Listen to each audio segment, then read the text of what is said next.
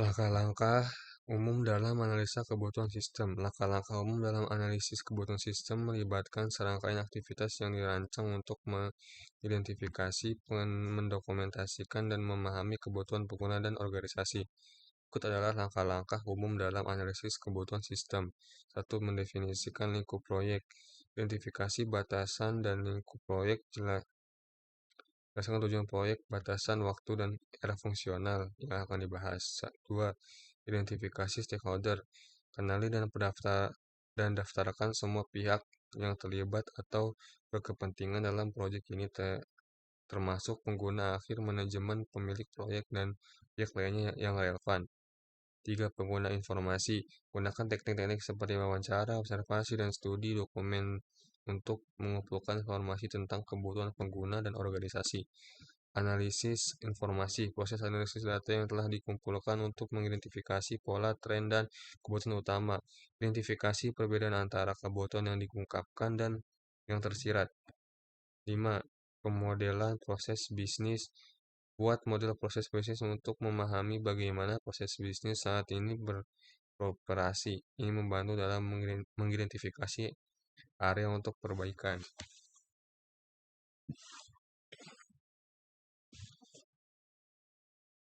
6. Identifikasi kebutuhan fungsional. Tentukan kebutuhan fungsional, yaitu apa yang sistem lakukan. Gunakan teknik seperti use case diagram untuk mempresentasikan secara visual kebutuhan pengguna. 7. Identifikasi kebutuhan non-fungsional. Identifikasi kebutuhan non-fungsional seperti kinerja, keamanan, skalabilitas, dan lainnya. Pastikan kebutuhan ini mencakup aspek-aspek penting sistem yang tidak hanya berkaitan dengan fitur fungsional. 8. Validasi dan verifikasi kebutuhan.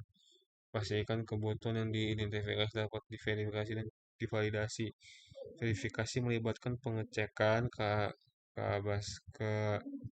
keabsahan kebutuhan, sementara validasi melibatkan konfirmasi bahwa kebutuhan memenuhi harapan pengguna.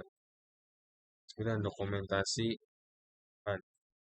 Dokumentasi kebutuhan dalam bentuk yang dapat dimengerti oleh semua pihak terkait. Gunakan template dokumen kebutuhan yang biasanya mencakup deskripsi kebutuhan, prioritas, dan kriteria keberhasilan.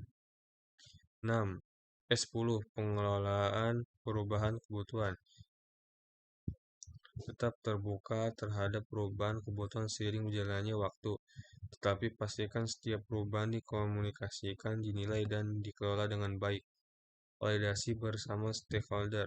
Lakukan sesi validasi kebutuhan bersama stakeholder untuk memastikan bahwa kebutuhan yang terdokumentasi benar-benar mencerminkan harapan mereka. Yang terakhir, pemantauan dan pemeliharaan.